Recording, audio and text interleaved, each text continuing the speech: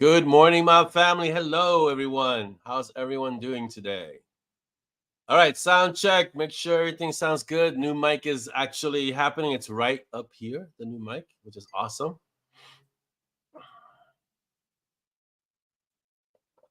Okay.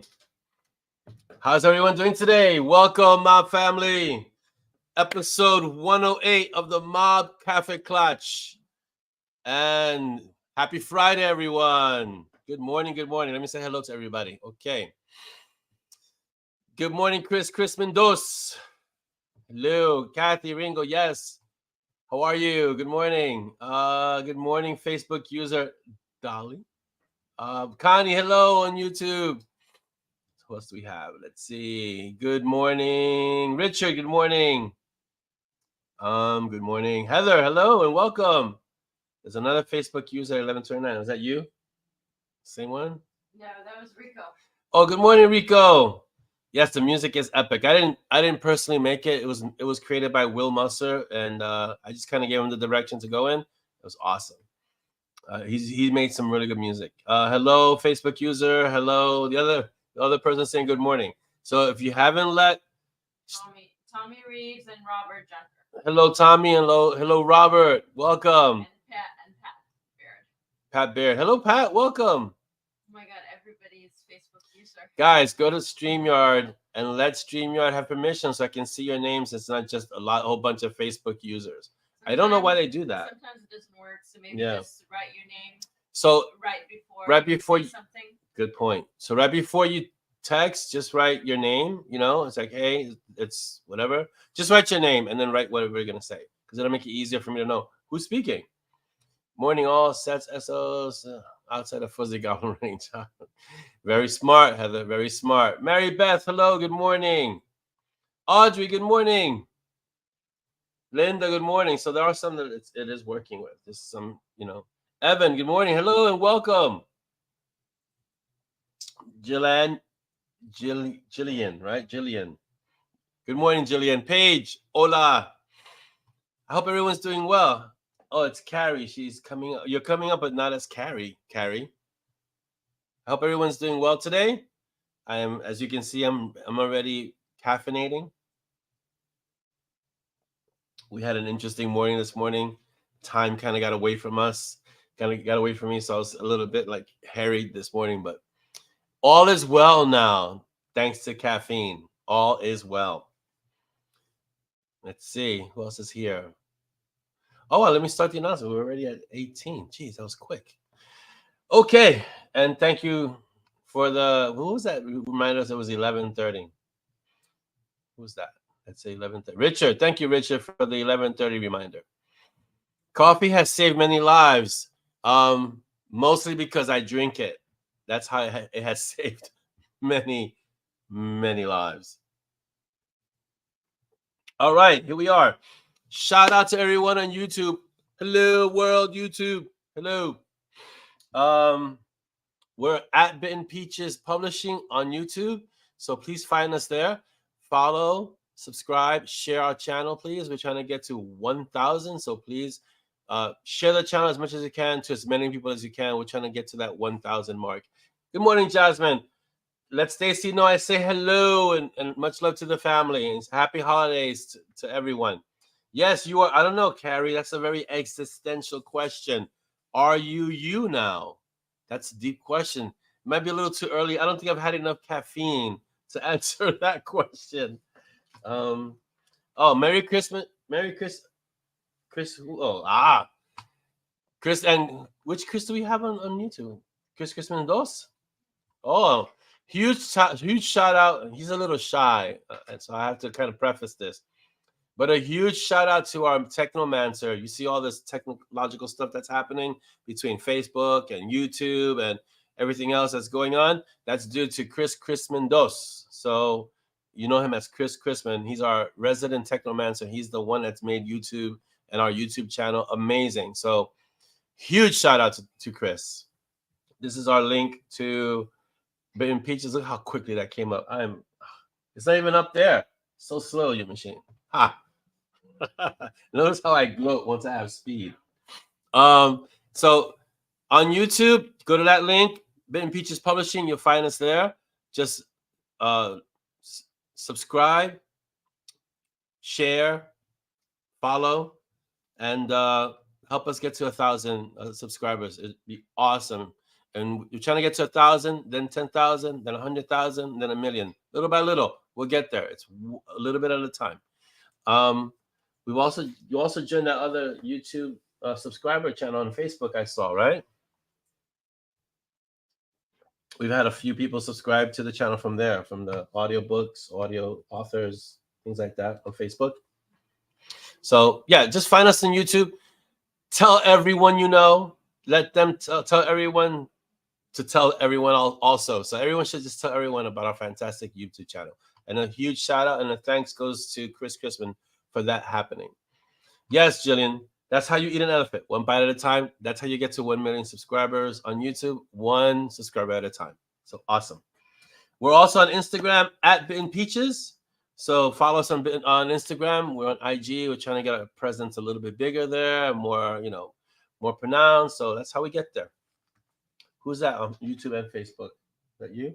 Rico. Oh, Rico, yeah.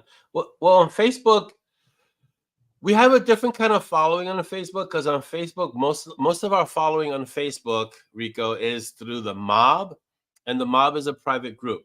So it's not going to grow enormously yet because we're not going public with the MoB, because of the way the group is set up and the space that it is. It's private for a reason. But on Instagram we're big, and on YouTube we'll go big. It's a different format.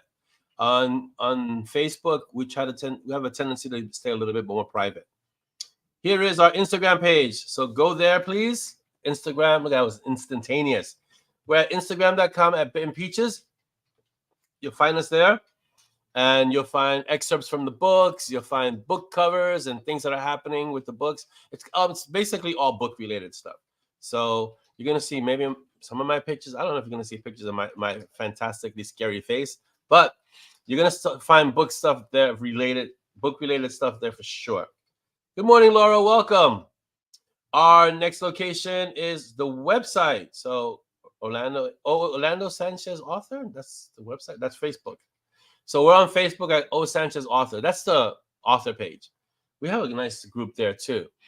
That's basically kind of to talk about things about the book, upcoming things, but it's not the MoB. The MoB is our kind of closed cafe style community on Facebook. That's really just for us to kind of hang out and have a good time, kind of talk about things. We'll talk about different topics. We'll do puns on Wednesday, talk about movies, talk about authors that we really enjoy, things like that. So there are, as you can see, there are two public FB groups. One is O Sanchez Author, right? And the other one is Bitten Peaches, which is the publishing company. But the MoB is not a public, it won't ever be a public group. So we don't put it out there that way. This is the other Facebook group. Again, these groups are big. These groups have like 5,000 people in each. So they're fairly large. And I do spend some time there, but the group that's close and near and dear to my heart is the MoB, because that was the group that started from the beginning, from Two Meals and Butterflies. Even before Two Meals and Butterflies was finished, I was already discussing stuff in the MoB, with the MoB. And some of you have been here since the beginning, since TMB, since we started. And so that group has a special place, and it's always an amazing place for me. So that's why it will always remain private. It won't go public, and we'll keep it that way because it's a very special private. And it's not just me alone. There are mods in that room, and Chris is one of them. Joe's another one. TKLD are the other ones. Tammy and Larry. They are the ones to have been, and there are other mods. Renee, Tammy, Jono. There are bunches. It's not that many, but it's a good group of mods, and they are the ones who are like hawks, who are so vigilant on making sure that room remains the way it is. And we've always strived to keep the room a safe space for everyone. So you'll see things get removed, and we don't do drama. It's a drama-free zone. We don't do drama. And if something does happen, it's usually behind the scenes, and the mods take care of it they're really good about that kind of thing. So that's why the room is as amazing as it is. Thanks to the mods. Let's see. Christmas. We're changing your name, Christmas. Or Dolly. Is my name? Yes, Rico, your name is showing. You allowed Shipyard. I hope you didn't allow the Shipyard, but the StreamYard definitely has done it. Jillian says, I'm honored to have been invited then. Thanks. Yes, we have other groups. It's just that the MoB is the group where we see the focus of what we do is in the MoB, but there are other groups where the word gets out, and they're big groups. Yeah.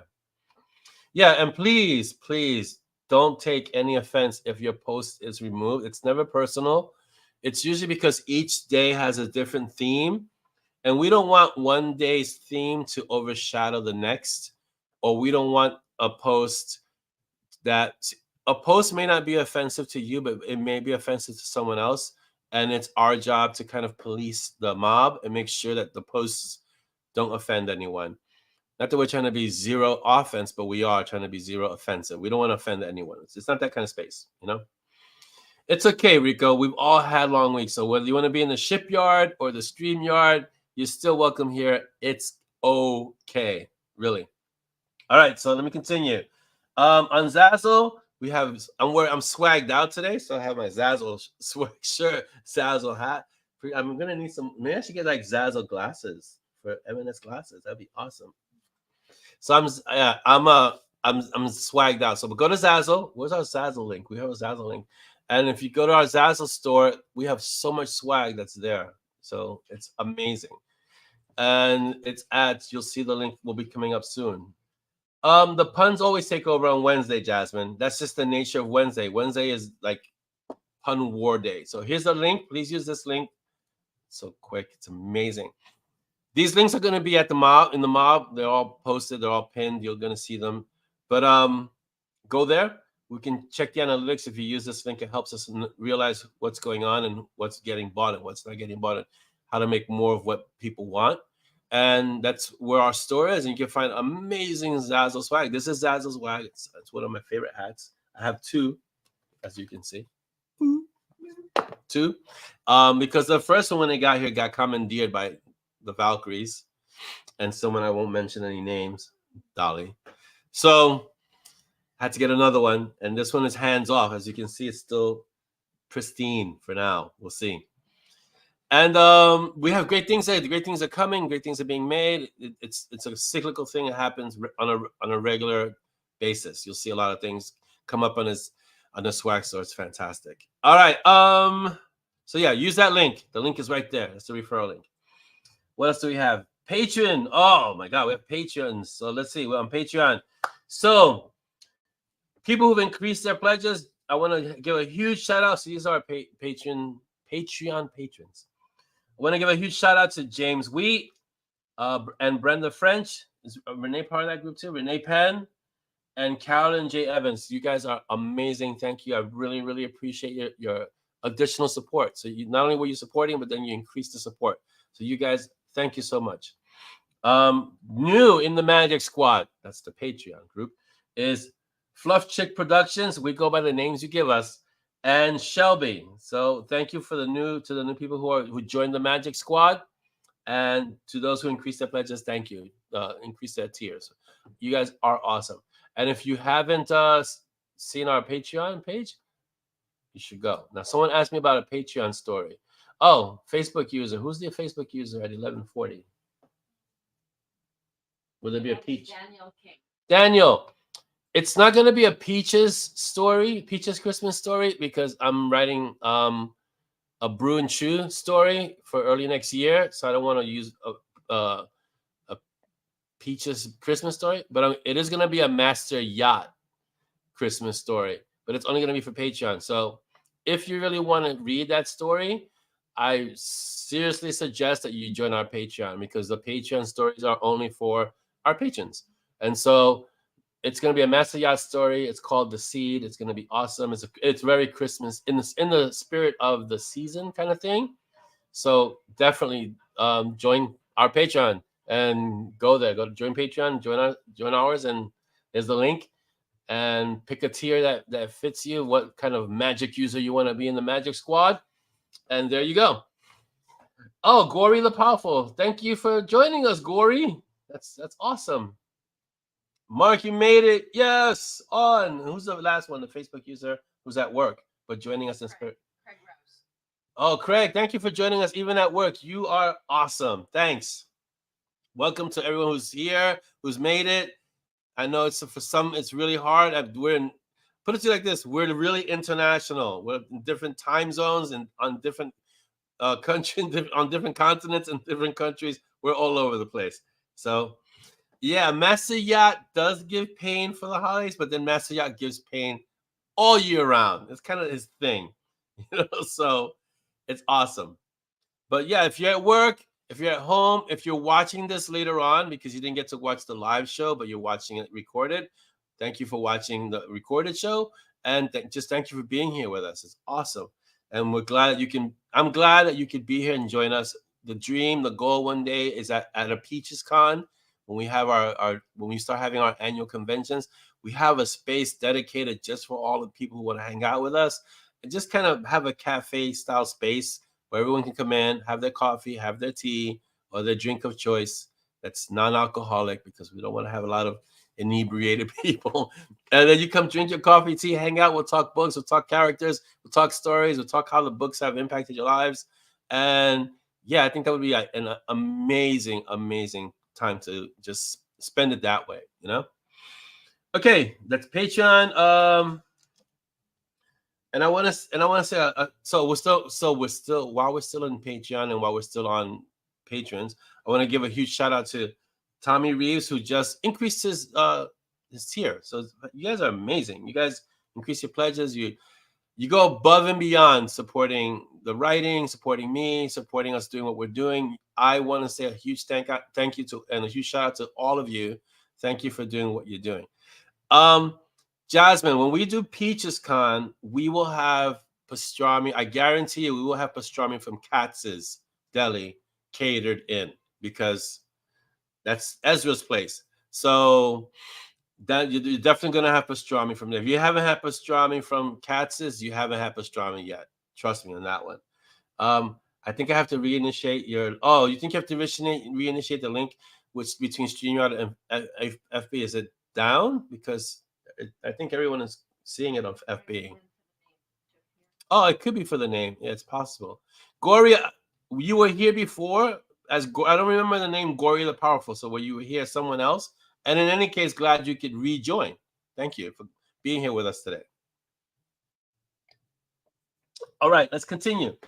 The e-newsletter, I think that's coming soon. I don't know. It's soon. TM. Soon TM. BookBub, we're on BookBub. So do we have a BookBub link? So, oh, hey Darren, welcome back. It's good to see you. So we're on BookBub. BookBub has been really kind to us and has helped promote our books. So we have a BookBub. Here's our BookBub link. So please go there.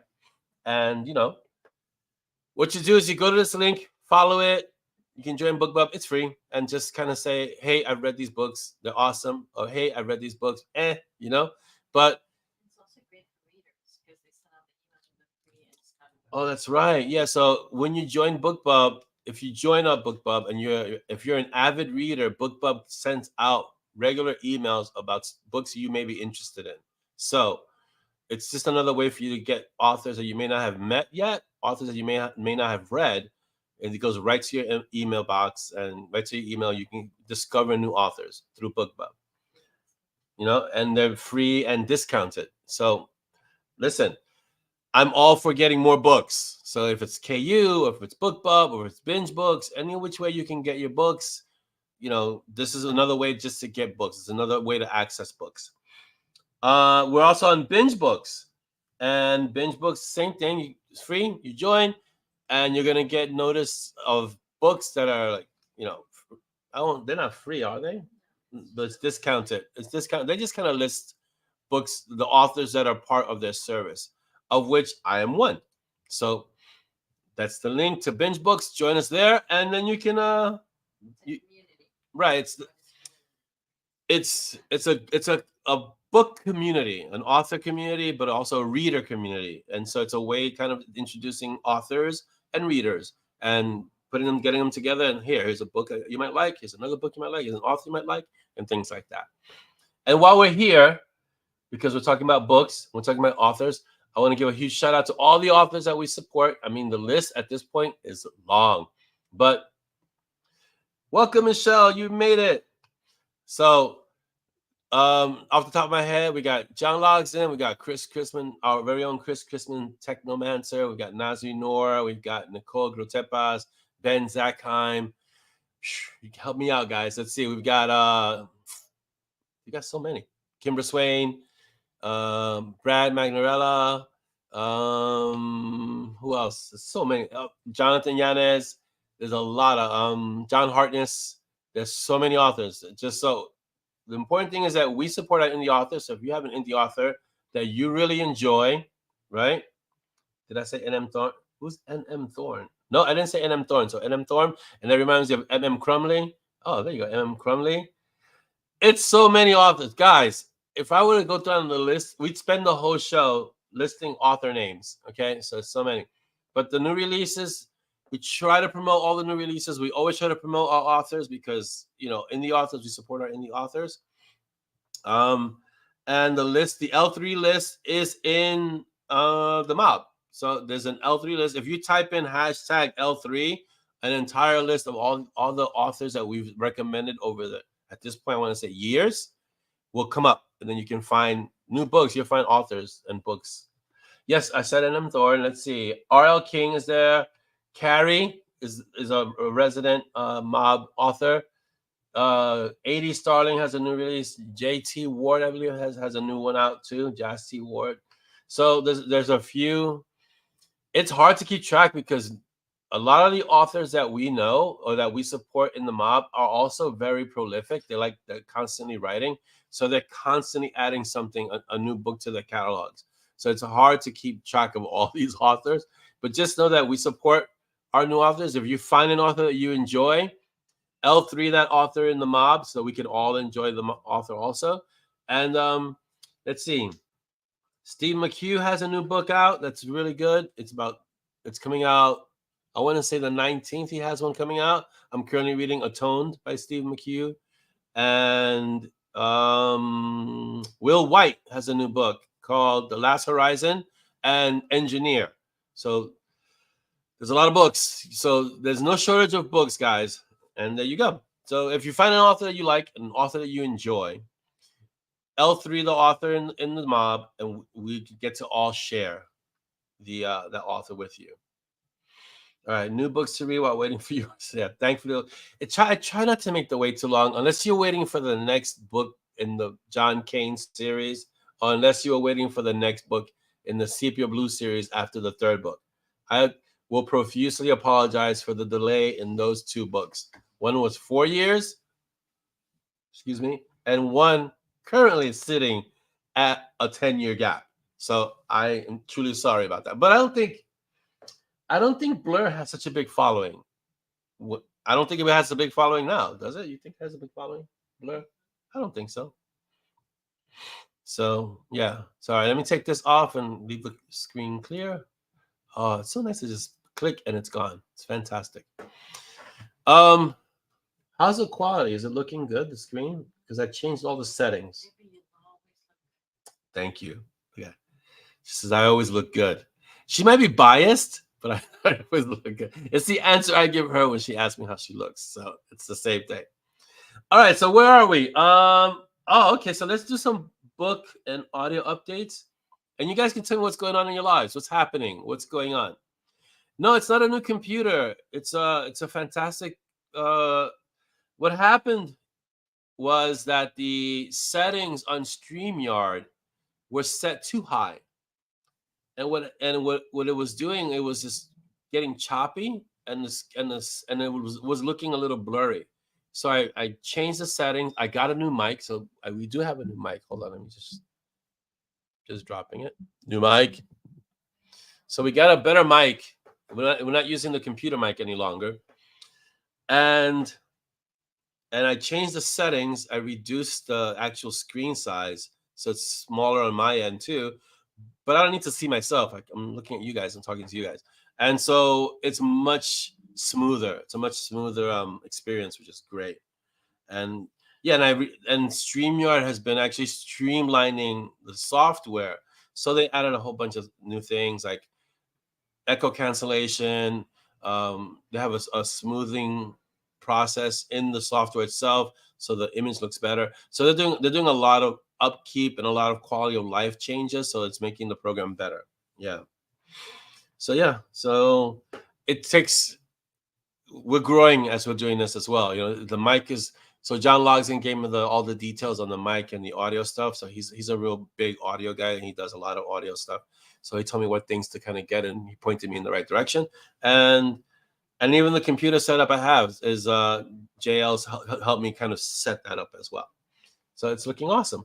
So I'm going to keep these settings because you guys are saying that everything is looking great, and hopefully our shows will just keep looking as good and keep getting better. We'll keep our mask up. Helping us. So yeah. Thank you. Yeah, thank you, Michelle. I'm gonna try not to look up because I know the mic is above me, but the mic is amazing. It carries really well. Yeah, Jasmine, it's I think she just stepped away. We've been here, we've been on this journey now 18 years. It doesn't feel that long. It really doesn't. Yeah, Rico, not like I wasn't doing anything between. Yeah, when people tell me when people ask me why there was such a big gap between Sepia Blue number 3 and Sepia Blue number 4, I said, well, I wasn't in the middle of those two books. I was doing Montague and Strong, and so there's a little bit of a tangent there. And we're currently on book 22. It wasn't just like Montague and Strong. There's a lot of other stuff Montague and Strong related that happened between Sepia 3 and Sepia 4. These things happen. So that one was out of my control. Montague and Strong just hijacked everything and said, we're gonna do this now, and so I had to do it now. So. Yeah, Chris, but this is what happens. We make these mistakes and we learn from them, and that's how we learn. And then we just improve it. We improve it for the next time, right? Gotta stop looking up. It's a new thing for me because I'm not used to having a mic above me. So I gotta get used to just speaking and letting my voice carry. New YouTube project, building a comic. Oh, that's great, Darren. Excellent. Fantastic. I hope you much success on Gory the Powerful then. Okay, so currently I can't give you any spoilers. 18 years. How many books have you put out total? Oh, wow. Okay, I'm going to say what I'm working on currently, but I'm going to answer Jillian's question first. All right.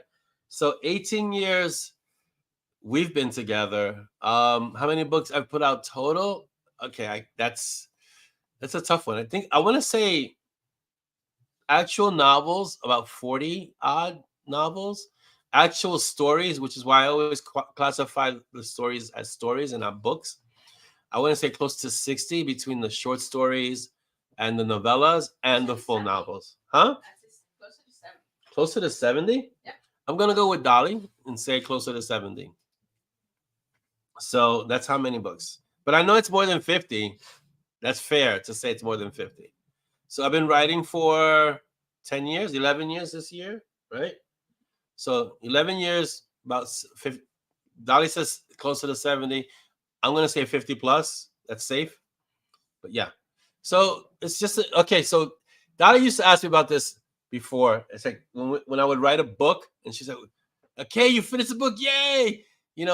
Why aren't you celebrating? Because I'm never the kind that would be like, we just finished the book. Yes, let's go. That's not me. I celebrate by writing the next book. That's how I write. And something that I read recently by Stephen Pressfield. If you don't know who Stephen Pressfield is, he wrote I have it here, The War of Art. It's a really good book. It's on my desk. So it's called The War of Art by Stephen Pressfield. If you haven't read it, you should. Break through your blocks and win your inner creative battles. It's really good. Something that he said was really interesting. He wrote recently, because I get his emails regularly. He said, you write one book, it's a hobby. What you want to do to change that hobby from hobby to something more, to a practice, is that after you finish the first book, actually, even before you finish the first book, you're already working on the next book. And then for the next one, you're already working on the next book before it's finished. And what happens over time is that it goes from being a hobby to becoming a practice. And that's what you want to do basically with everything in your life that's really meaningful to you, is you want to turn it into a practice. And so I celebrate the books when they're completed. Dolly and I have our tradition of the sake. We drink sake. We drink our fake sake, right? So it used to be real sake, but I don't drink real sake. So we celebrate our book completions, and then I'm already working on right now I'm doing Shadow Queen, and I'm already started on the Corpse Road. So on Corpse Road, which is the next Monty Strong number 22. And that's how you turn it into a practice. And so when people ask me how many books you've written, I'm not really keeping track. I'm not really keeping track of the number, but I know 99 titles. I don't know. How can it be 99 titles? Includes some bundles. Oh, yeah, but the bundles don't count. Bundles don't count. Right, so you move them. Yeah, like 70? 20? Yeah, let's say around 70. But I don't keep track. We're going to have to actually make an accurate count one day of. We used to, but we haven't updated it. So I used to keep track when it was an easier number. Now it's like, how many? A lot. I always say a bunch.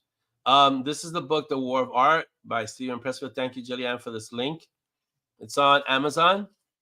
That's a long link. You want a clean link. The cleaner link is stop right after the B007A4SDCG. You stop after those letters and you can get the link. And it'll be easier for a lot of computers. And the good thing about, I guess, when I want to writing as a practice is that you never really have to stop unless it's your body saying, okay, it's time to stop. But other than that, you just have to, you can just keep going and you get better. Like I'm redoing Blur right now. One, because a reader really, an older reader really asked me to do it. And he's getting up in years and he's saying, I'd like to see where this story goes before I go. So I'm really making an effort to get that story done. But I looked at Blur and I saw the bones of the story that was there. And I was able to say, okay, you know what? It's not that cringy. And so, but you can see how you grow if you keep practicing, you know? Yeah, here's the link for A War of Art. It's a much better, it's a clean, this is what we call a clean link. And because a lot of computers won't take the link with all that other text in it, or they'll see it, the computer will see it as trash or spam or a virus, and it won't open the link. So there you go. So this is the link for read anything by Steven Pressfield. You should read. He's a really good author, and he writes about writing, and he really helps creatives in the journeys of writing and of being creative, of living. You know, I'll leave the link up just a little longer. All right. Yeah, Jasmine. So I used to practice with actual sake. When I used to drink sake, I don't drink sake. I don't really drink much at all. Period. I don't drink at all. So, but when I used to drink sake, when I used to drink, I would drink sake, and when I would drink sake, it would be cold sake, which is a different kind of sake than the usual warm sake. And I still have it in the fridge. We'll celebrate it for something. We'll save it for something really big. Maybe we should celebrate it for what happened yesterday. I can't tell you, but it was something awesome. So when I do drink, it's cold sake, and I used to do the tradition of drinking cold sake, a small a cup of cold sake, a Yumi Yori, which is the small sake cups, after every book. But I started forgetting to drink the sake, so now we just have the imaginary sake. Me and Dolly, we do that, and we can't miss those. So yeah. The first con would be great use for what exactly, Jillian? You got to be a little bit more specific. The first con, we're going to be doing so many things in the first con. It's going to be insane.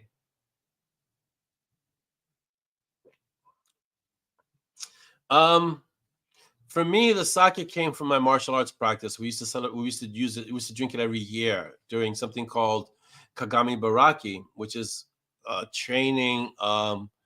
It was like a tempering training. So you would train. It would be an all-day training. You'd start at 5 in the morning and you would go until 9, 10, nonstop. And it was brutal, but it was basically you're ushering in the year with a lot of strong spirit. And then you would have sake afterwards. But that's rough training, yeah. And promotions. Sometimes we would celebrate. We have at belt promotions, especially the black belt promotions, you'd have sake at the dinners. When you had dinners, you'd have sake. I didn't figure out how to get my sister to Roxanne Haven in time. I lost my aunt's part. Oh, Stacy, did you? I'm sorry. I'm so sorry. I don't know this story, Stacy. I mean, maybe you can PM me, but that does sound like a sad story. Yeah. The sake. Oh, well, yeah. We'd have to have certain sections for it. And if you've lost someone, Stacy, you have my deepest condolences. Julianne, for the sake at the Peaches Con, we'd have to have certain areas because not everyone can drink. I know a lot of people who abstain, and I try not to. I don't. Dolly knows I don't really do any of that drinking. I don't drink. I spent a lot of my youth doing it, and I don't do it anymore. It's I like my body, and my body doesn't like alcohol, so I don't like to mix the two. All right, let's continue. Oh, okay. So what I'm up to? Shadow Queen is we should be done by next Friday. Shadow Queen. So the art is going to open over the weekend. So be ready. Probably Friday or Saturday, the art's going to be open. Get ready for Shadow Queen. And you guys will. I always have mixed emotions about books that aren't Monty and Strong. I always think, oh, this is going to be horrible. Oh, no, it's pretty good. Oh, it's pretty horrible. Oh, it's pretty good. So I don't know. So we'll see. We'll see what you guys think about Shadow Queen. I like Sebastian. I like Tiger. There's some new characters in this story. Some new villains, some new side characters that are fun. So we'll see. It's an ongoing thing. Shadow Queen is book 2, and after Shadow Queen is book 3 is in the middle of the year of next year, so around July. So I won't try to keep you waiting too long. And so that should be open Friday. The art. I want to say Friday. Hopefully Friday, Saturday, around there. The art for that one. The art is open. Usually it's open a week. So, but for Shadow Queen, how long can we keep the art open for Shadow Queen? Longer if you want. Probably we should. Yeah, we should keep it open because we got the holidays. We got Christmas and New Year's. So it'll probably be open till the first week of January, Jasmine, because we. Oh, then the first week. So it's going to be open the 22nd. It'll be open till the end of the year. So you got until the 31st, 30th. I want to say the 29th, really. Yeah, 29th. Because it has to come out. It's going out in December. So 22nd. So if I can finish it before Friday, then you guys will get it before Friday. Yeah. So it's the scheduling aspect of it. And also because I got Corpse Road, which is M&S 22, and that book is already nagging me to get written in it. It's this kind of thing where if I'm working on one project and I have another project that's ready there, that's on deck, as they say, it starts to take away my attention from the book that I'm writing. So I'll try to get it out. All I know is that it has to get out before the end of December because that's the deadline I set for myself. So I try to stick to those deadlines. And so that's Shadow Queen. The art will be open, I'm going to say the 22nd, no later than the 23rd. So just be aware and be ready. And I'll post it in the mob for you guys to know.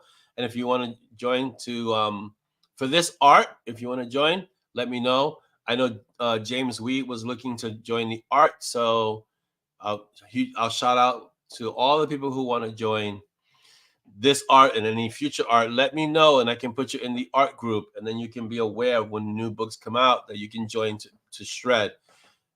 I don't expect you to shred every book because we have lives and families and jobs and things that happen. So, these things happen. I always say life happens. So you don't have to. I don't expect you to shred every book, but if you're gonna shred, please shred or answer the questions. I try to be really lax about that kind of thing. Rico saying the M&S is on deck. Yeah, M&S is okay. I'll put it to you like this: M&S is always whispering to me. That's why I'm always writing an M&S story either in between or along with another story.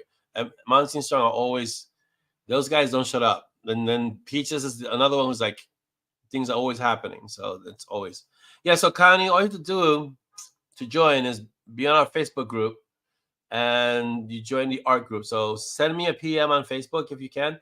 I don't know if I don't see you on Facebook because I only see you here when you're on YouTube. So send me a PM and I'll invite. We have to be friends on Facebook, and then I'll put you into the art group. And then once you're in the art group, you can shred the new books. So there you go. Did I mention about the oh, okay. So for Corpse Road, which is the next Mountain Strong story, the writing is going to begin around Christmas because it really does have to start early, you know. And I want that book is going to come out, I want to say, the end of January. So it may seem far away. It's not. It's going to be really close. But for the patrons, the ones who are mystics and above, they have early access to the new stories. So as the chapters are being written and coming out, mystics and above, or mystics and ahead, I don't know, mystics and above, right, would get access to the chapters early. So these are still the raw kind of unedited works, but the mystics get early access to, mystics and above get early access to the story. So if you want to get the book and you want to see the story as it develops, and they're going to be, obviously there might be some changes because stories are fluid things, you can just become a patron at Mystic and higher, and then you get to see the book as it's being written, which is kind of awesome, I think. I wish I could have done that with all the books that I've read. Got to see them being written as they were written. That's a great privilege. All right. In addition, we have in the next month or so, Brew and Chew. I've been waiting to get back to this story because now I'm gonna add Peanut and Kai. So it's gonna be Peanut and Kai. We've got the Brew and Chew crew. So Peaches and everybody, Peaches and Rags and CC, and everyone's gonna be in there. It's gonna be Frank. So I gotta have an adventure worthy of this group now, and I have a few ideas that it's gonna be a lot of fun. So Brew and Chew 2 and 3. So it's gonna be Brew and Chew and Cold Girl, and then the trilogy is gonna close it and pause for a little while, and then we'll take it and we'll see where it goes from there. And introducing Peanut and Kai is gonna be awesome. Did we get a Patreon link? Yes, Patreon link. We'll put it. My amazing Dolly's gonna put it again, so I can put it, because to search for it now, it's way at the top of the feed. So she's gonna copy, paste, and I'll put it back up here. All right, so Brew and Chew is gonna be, I'm gonna try and get started on the first one, the first Brew and Chew, because already Hellhound Blues is the first story. But the first one of this month, here's the Patreon link. Boom. So go there, join up, become a mystic or more, and then you're gonna be able to have access to the stories as they're being written, the chapters as they're being written.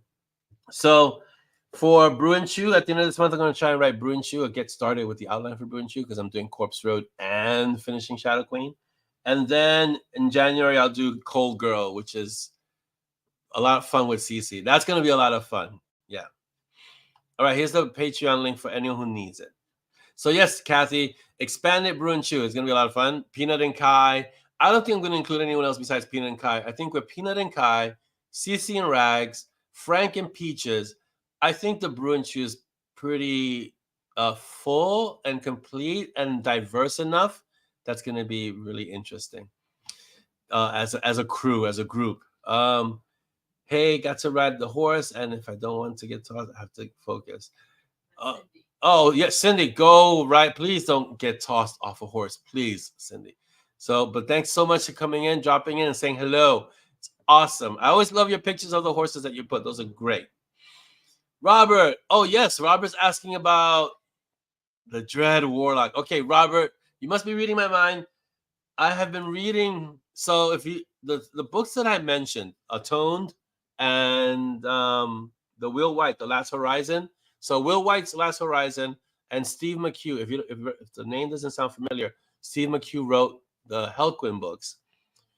Atoned is a sci-fi kind of cyberpunk story that he wrote, which is new, right? Both those books are sci-fi.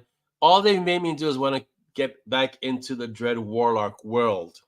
So new Dread Warlock will be early next year because they're novellas, they're short, so I can crank them out a little faster than the novels. But I'd have to go back and read the Dread Warlock and get into the Blackjack's world, which is going to be a lot of fun. But yes, I haven't forgotten about the Dread Warlock because I really love Daisy and I love that crew and they're really awesome. And Frost and Jacques, they're all awesome. So yeah, they're like, yeah, it's a lot of fun. And it's the only sci-fi story that I have. So it's a huge yes, Dread Warlock, because every time I see things like Rebel Moon, which is coming out at the end of this month, or anything sci-fi, I always think about Dread Warlock. So yeah. So sci-fi is so much fun. And sci-fi is one of the first kind of stories genres that I cut my reading teeth on. I grew up reading sci-fi like Asimov and Heinlein, and all these fantastic, and Frank Herbert and all these authors. My first loves, besides like Tolkien and C.S. Lewis, it was sci-fi, and I was kind of equally sci-fi and fantasy, and so it's a huge love of mine to read sci-fi. And I'll be able to write it because I started Dread Warlock, and the whole world, I have universes to explore. So yeah, sci-fi is fantastic. Sci-fi is fun to write, Chris. Tommy says Steve McHugh's Harlequin series is amazing. I second that. I know Steve. We've spoken. I remember when he was writing the Harlequin series. It's a fantastic. If you haven't read Steve McHugh, go read Steve McHugh. You got to read the Harlequin series. You got to read the Avalon. It's like, go read anything that Steve McHugh has written. He just recently on the 19th, he pre-released a book that's gonna be it's about a vampire type story. It looks really interesting. I mean, I already pre-ordered it. Go read that. So yeah, but yeah, read Harlequin. You'll love that Nate. It's another Nate that I know. The character's name is Nate, and he writes really well, and you can see how he's grown as an author. So yes, definitely. So Jasmine, if you're trying to decide, you don't need to decide anymore. Just go pick up Steve McHugh's. Start with the Harlequin stories. He has a short story, so pick that one up, and then pick up the Harlequin series. It's only like 7 books, and then pick up the Avalon series, which is only 3 books, and then he has there's another series that he wrote recently, and totally unrelated world, but still good. I think that's 3 books also. So, and the new one, which is going to be about vampires, it looks really good. So pick that up too. So pick up Steve McHugh stuff.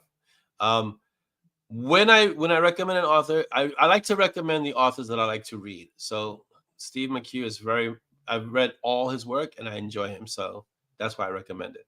So here is Steve McHugh's link. Thank Julianne. Thank you. And just pick up his stuff. Go to his page and pick up everything. He's not technically an indie author, but he is. He was picked up by Thomas and Mercer, I believe, is an Amazon imprint. So it's kind of like a publishing house.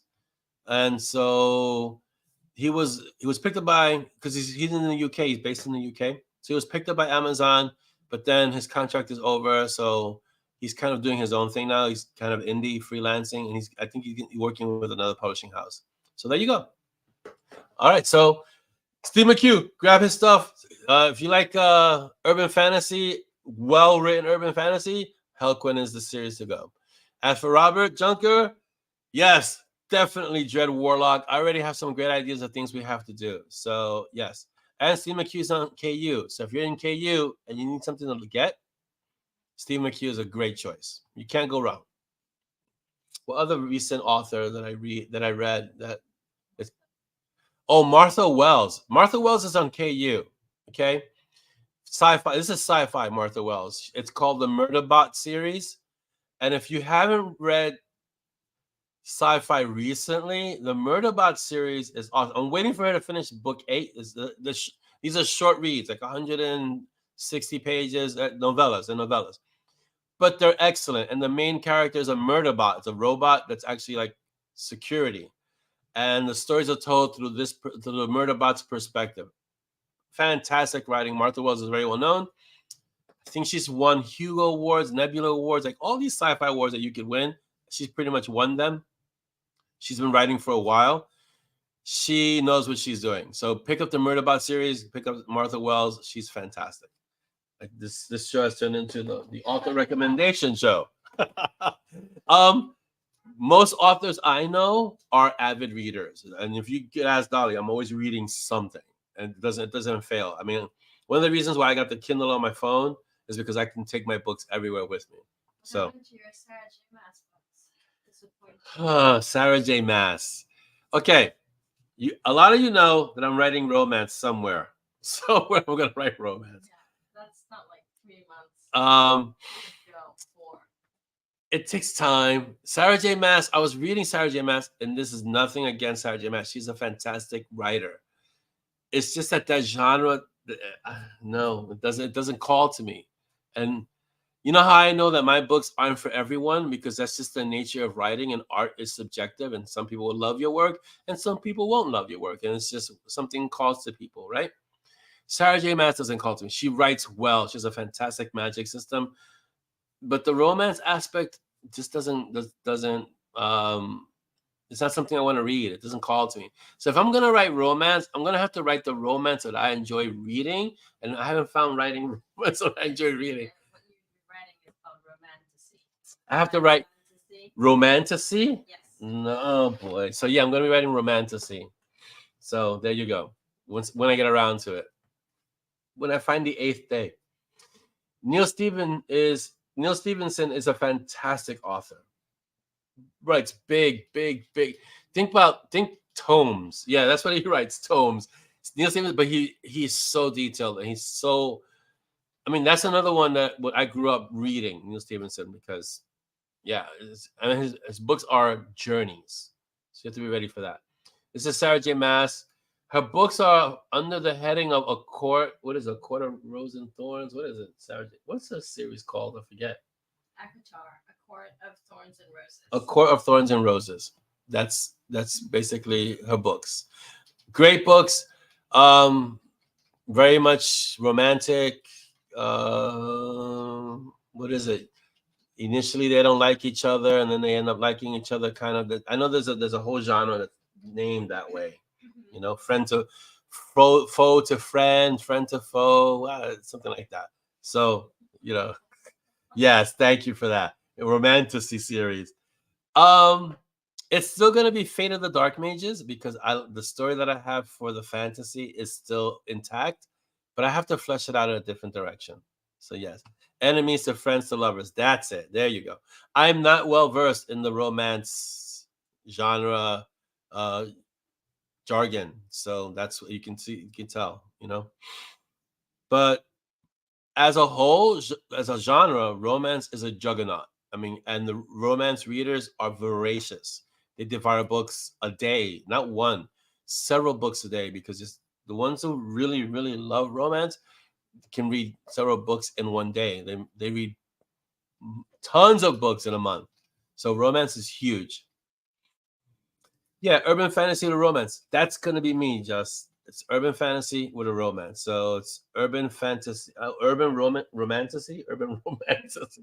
I'm gonna be doing urban romantasy. You heard it here first. Urban romantasy. Yes. I'm working on it. I'm warming up to the idea, like with Dex and Morrigan, with Monty and Roxanne, even with Simon and Chi a little bit. I'm warming up to the idea, but full blown romance, that's not gonna happen in Monty and Strong. So, okay, let's get to questions because we have quite a few and it's time. So hold on. I'm gonna ask questions. Oh, Mark, thank you so much for if you have a honeydew list, go do it. I don't want you to have any conflict or friction in life. So go do it. Yes, I'm blushing just from talking about romance. You can tell I don't do romance. All right, let's get to the questions as I quickly pivot from that topic. Questions. So before I even say anything, I want to thank those of you who left questions or asked questions. They're here. You guys are awesome. I appreciate you. I know I say it every time, but it's true every time. Your questions help make the show more robust, more full. And these questions are questions that sometimes I don't get to answer in the regular course of the mob stuff. So it's great to have these questions. And I try never to read them before the episode. So it happens live, spontaneous. Okay. So Audrey Sienke is starting the questions. Audrey, I think, has yet to miss a mob episode question moment portion. That wasn't awkward at all. Jeez. I'm learning new words today. All right. So Audrey asked her first question. is, Orlando, what is your favorite Christmas memory? My favorite Christmas memory is, and I alluded to this earlier, is when we used to get snow starting in September. We don't ever get snow starting in September. I don't know how many years, but we used to get snowed in September. And when I mean snowed in, you couldn't get into cars because the snow was so high, it would cover cars. Like the cars would be under snow, not from the drifts of the plows clearing out the streets, from the snow that would fall, would cover the cars. So you talk about good 3 feet of snow, 2 feet of snow. Then the plows would come, clear out the streets, push out the snow to the sides, and then all the snow that was on the streets would be compressed against the cars, and you really couldn't get into your cars. And then we'd go and run out in that, and we'd dig tunnels. Like we literally would dig tunnels and slide and sled and go down hills. That used to be my idea of Christmas. So starting in September, you'd have to wear thick, heavy jackets, boots, gloves, hats. I mean, you had to get ready for winter. Now, I went out in this T-shirt and a little jacket, and that was today. And it's December 15th today. By December 15th, we would have had snow days. School would have been closed for a week at some point. We'd have a few storms. It'd be insane. And now it's like nice, you know. So that's my favorite Christmas memory. Christmas used to be snow. It was always snow. Not that I'm a big fan of snow now because I'd have to dig things out. But when I was a little kid, Christmas and snow was a great Christmas. And all my friends would get together. We'd all get together, have snowball wars. It wouldn't even be snowball fights because it was like 30 of us. And we'd have snowball wars and we'd fight and throw snow. And it was great. So those are my memories of Christmas. And it was never really around toys and things like that. It was mostly around family getting together, playing out in the snow, and mostly that. And we didn't really grow up with too much of a focus on toys because we had this thing called an imagination. So we didn't need toys. I mean, we would go outside, my group of friends and I, and we'd play. I'll give you an example. There was this big stone patio garden thing that was completely covered in cement. So it was a solid piece of concrete. We would sit on that, excuse me, and we would pretend that was the USS Enterprise.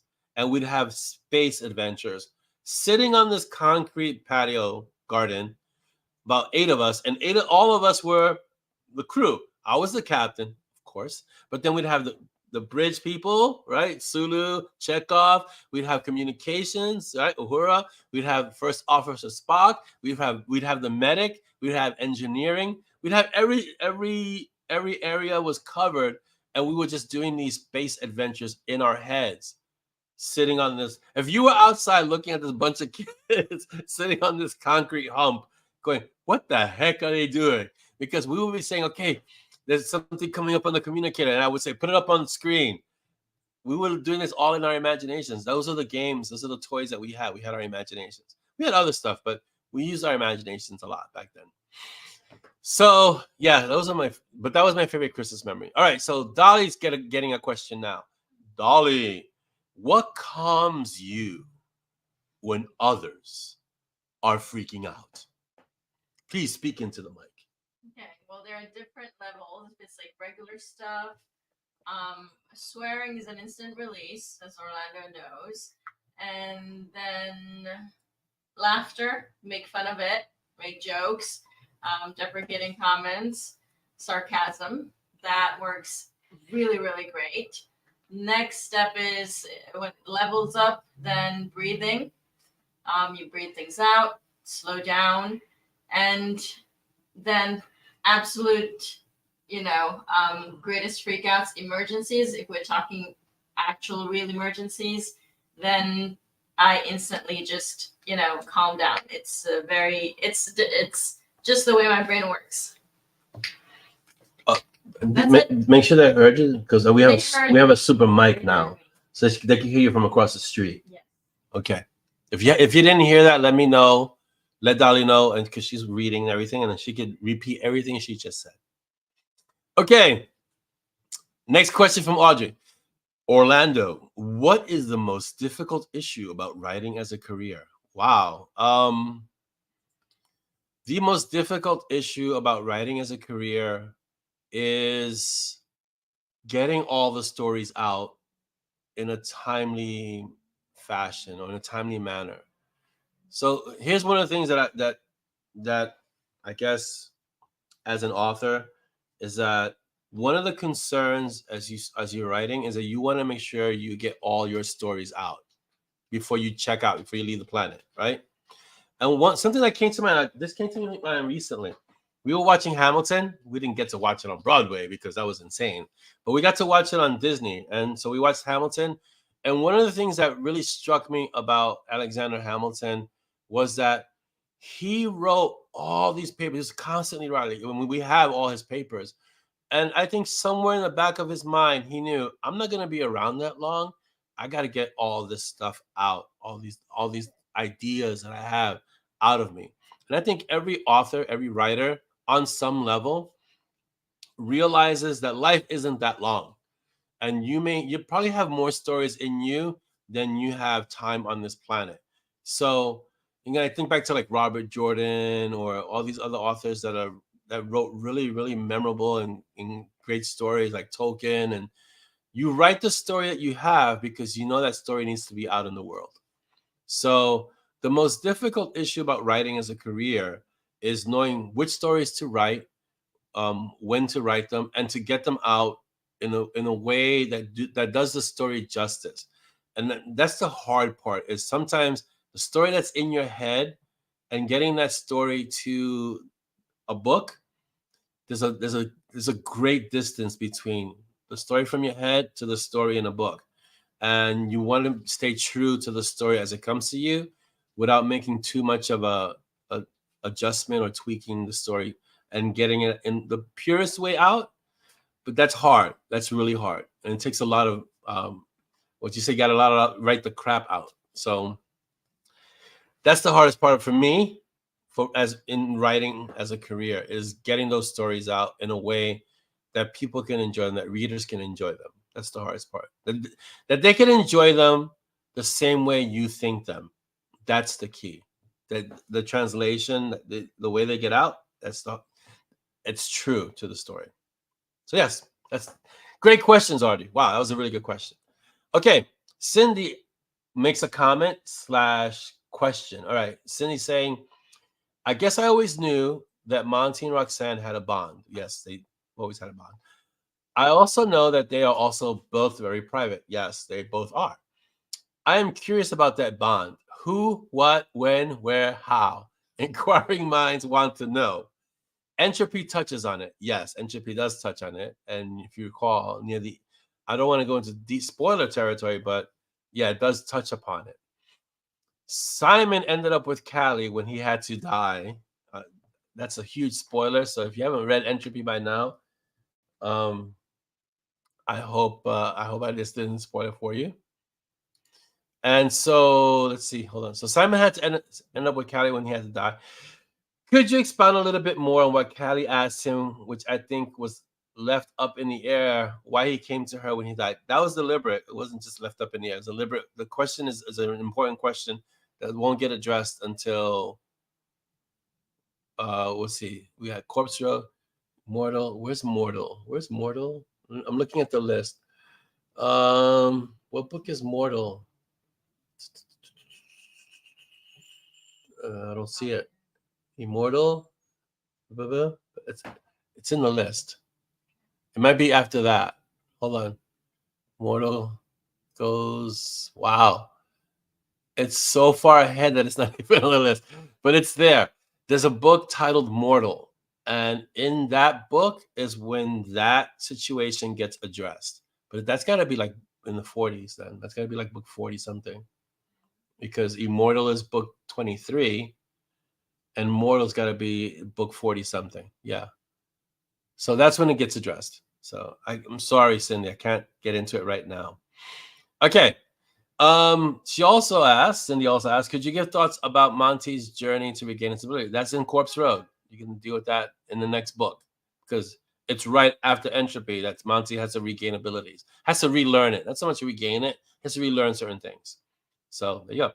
And she says, I always love TK and LD. Me too. They're two of my favorite characters in the Monty and Strong universe. So this is why you don't see them in every book, because I don't like to always use TK and LD. But in Entropy, they had a great little kind of cameo, and they were like, it was like the Avengers assemble. So you had a little bit of everything, a little bit of everyone, and they came in and said, do this, we're gonna do this, and you gotta. The part that TK said was really important. If you read what she said and understood it, it comes back later on. It's not an accident what she said. And it's not an accident when she said it, and it's not an accident why she said it. So if you read that part, it'll be clearer in future books. All right. Great comments, Cindy. Thank you. I appreciate it. Chris Mendoza asks, what is your favorite Christmas movie a must see? Die Hard. Everybody knows this. Die Hard is the most important Christmas movie. Well, that and A Christmas Story. You're gonna shoot your eye out with the Red Ryder BB gun. And there are a lot of other kids' Christmas movies that I watch, but those are like kind of the must-sees. I kind of have a few must-see Christmas movies. But we know Die Hard is the most important Christmas movie. Yeah. You forget to mention the Hallmark ones. Don't be shy. Which ones? The Hallmark movies. The Hallmark movies? Yeah, don't be shy. Uh-huh. I don't watch Hallmark movies the same way I don't read romance novels. So, okay. Jeanette asks, after listening to the date again, probably because it was on YouTube. So if you didn't know, the date, the story, the audiobook is on YouTube. So it's free. So just go grab it and listen to it if you haven't yet. So Jeanette asks, after listening to the date again, I'm even more curious about Simon's background with Michigo. Any chance we will learn more soon? TM ? I can say you will learn more. I can't say it will be soon, but yes, more will be learned about Simon. It was already touched upon in Entropy. It'll get touched upon in the other books that are coming. Yes.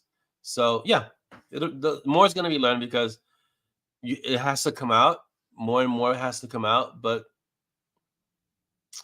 I can't say it's going to be soon. But yeah, definitely more is going to come out. And then Jeanette also asks for an audiobook update, please. I like having my favorite media available in all forms. I leave that to you, this audiobook. When is the next audiobook coming out? Next audiobook is going to be next year. Next year. I don't have an exact ETA about it. The ETA is kind of vague right now because we're working with schedules and we're working with Kevin and so forth and so on. But the next book is what? Blood Lessons? Blood Lessons, right? Yes, 17. Book 17. All right. So we have a little catching up to do. We'll get there. We'll catch up. I mean, I'm looking at the list of the Montague and Strong book order. I'm looking at up to book 34 right now. And we're only on book 22. So we got a lot of books to go. All right. Next question or next statement. Oh, one more question from Jeanette. Orlando, do we intend to recruit any new red shirts? I mean, with the big red suited guy flying about on a supernatural night, interesting things could happen. We do need to recruit a new red shirt. Corpse Road is coming up, so I'm thinking about it. We'll see. It's been rolling around in my head about recruiting a new red shirt. As always, the terms are you get to be in a story and you get to die in the story. So that's the way it is. But I have to. This would be a good story for a red shirt, the one that's coming up now, Corpse Road. So there's a good chance, but the question has to be awesome. I'll pose it to the mob so they can pose a really good question because you have to be able to answer the question correctly, and then you get to be featured in a story and you get to die in a story in a glorious way. So I think I'll ask the mob for a question for the new red shirt competition. And if you don't know why they name red shirt competitions, it goes back to Star Trek. Any character you saw, with the exception of Uhura and Scotty, if they had a red shirt, you knew in that episode, and if you didn't recognize them. So if you saw the episode and there was Ensign Peters and they were going down with the away team and Ensign Peter was wearing a red shirt, you knew that Ensign Peters wasn't coming back to the Enterprise. So that's why we call it the red shirt competition. Oh, more questions? We have a question from Jillian. We were talking about daily writing quotas last mob. How many words can you write without feeling hungover? I wrote 3K one day and was hungover for about 4 days, including migraine. But the words and images were just flowing. How can you stop writing if things are still going so that you don't get hungover? Okay, it's a great question. So the most I've written in one day was 12,000 words in one day, and that's when I got punchy. After that, I had 1 day of a hangover after that. It was like a writing hangover for 1 day. I, on average, depending on where I am in terms of the deadline, I'll write anywhere between 1,500 to 3,000 words in a day. Sometimes more. Sometimes when I give Dolly what I've written that day, she looks and it's like, you wrote a book. I said, yeah, I'm in the process of. So what you do, and I think this takes practice, is that you want to leave your days writing in a place where you won't forget what comes after, but you don't write so much that your brain gets tired. So, and you have to be really diligent and disciplined about this, which is why it's good to write every day. If you write today, then you don't write for 3 days, and then you don't write for another 4 days, what tends to happen, I'm not saying it's going to happen to you, but what tends to happen is that you start losing threads of the story because the gaps are so big in between your moments of writing. Bye, Connie. Thank you so much for being here today. And have a great weekend. So you want to write regularly because it helps you keep track of the story, helps you keep track of the threads. It also opens up tangents that you can start using in the story. How to do that without getting hungover or without getting punch drunk, is practice. You've got to write and keep writing. And one way is that when you write, let's say like I'm writing Monty and Strong, one of the reasons why I write other things is because other things allow me to get back to Monty and Strong fresh. So it doesn't feel like I'm always writing Monty and Strong. So you have to find what works for you. But I always write Monty and Strong because that's always in my head. There's always some aspect of that world that's in my head or some tangent. Like I introduced another group the last time I was writing in Shadow Queen. And as I was writing the group, the name of the group, I knew this is going to be another group, another series, something else I'm going to have to introduce into the world. As I'm writing it. So, yeah. And yes, Die Hard is a Christmas movie. Don't even try it, Jasmine. It's a Christmas/Hanukkah movie. So there you go. I hope that answered your question, Jillian, because it's not easy, but you have to be able to practice and get through it. And one of the best ways to be able to write the next day is when the images don't want to stop, you step away from the writing, go do something else, but leave the writing kind of like in a cliffhanger for yourself so that the next time so that you're anxious to go find out what's next.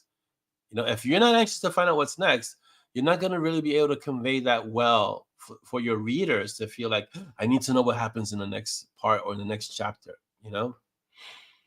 Yeah, if the images and words won't stop, you write notes, write little small things like prompts so you can keep yourself, so you can remember and you keep yourself engaged. But if it helps, record it. Like, and in this scene, this and this happens. But make note of it.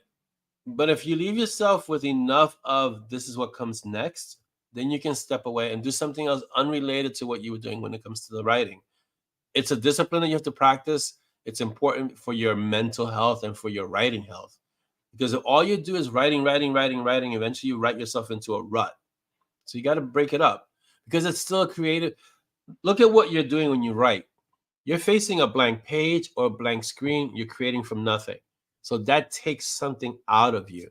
And so you have to refill that well. You have to refill that reservoir of creativity.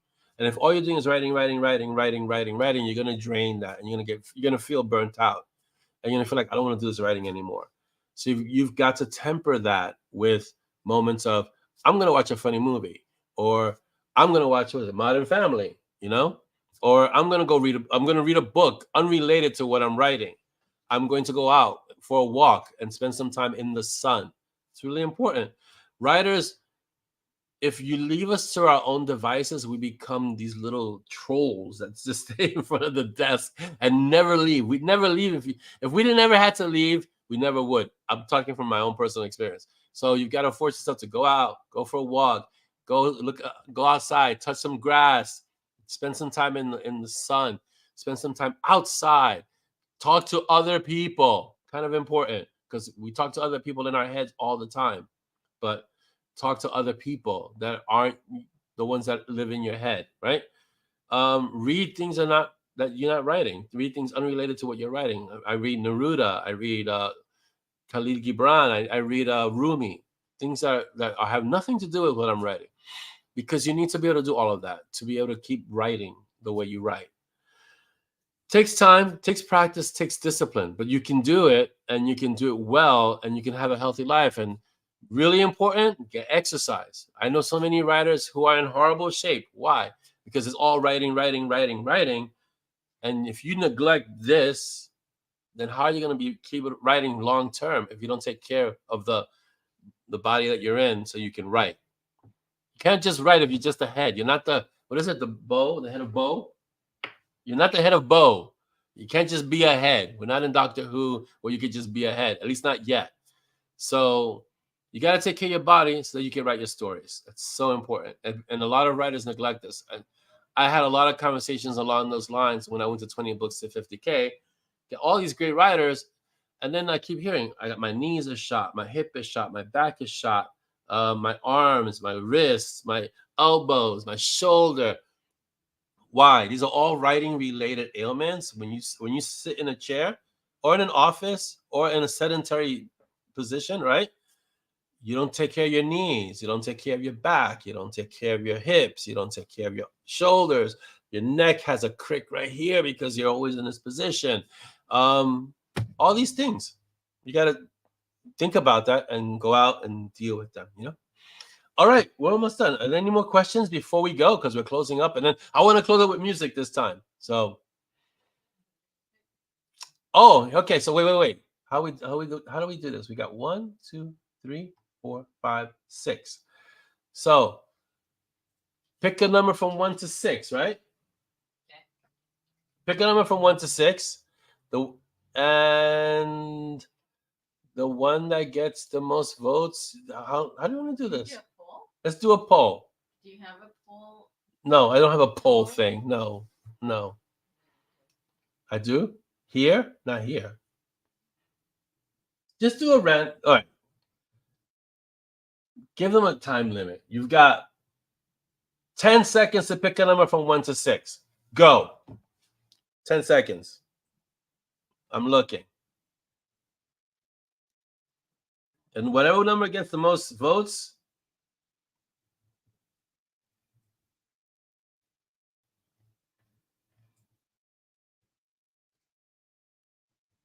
all right, time. Which one has the most? Let's see.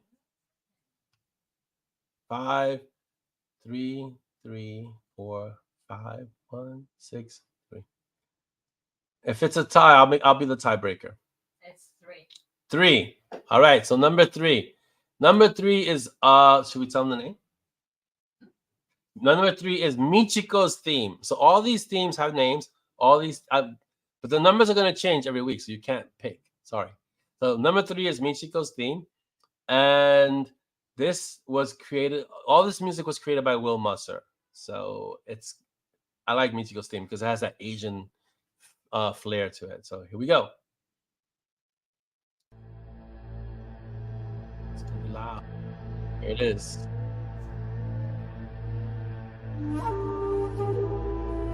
And we're closing out. So, wait. Let's not just close out like that. Wait. Before we close out, because it's a great theme. I want to wish you all a great, happy weekend. Thank you all for being here today. You guys are awesome. And each and every mob that we have, you guys are here, you show up, and you get to spend some time together. We get to talk, we get to hang out and discuss things and share things, hopefully learn from each other. So thank you so much for being here. You guys make this show amazing. And it's this is why I do it, because you guys are here. You guys come here and we get to talk and get to spend some time together. So thank you so much for being here. I want to tell you the 3 B's, right? So be kind, be unstoppable, and be uncommon. Have a fantastic weekend. You guys are amazing. I'm going to put up the cover for this week, which is here.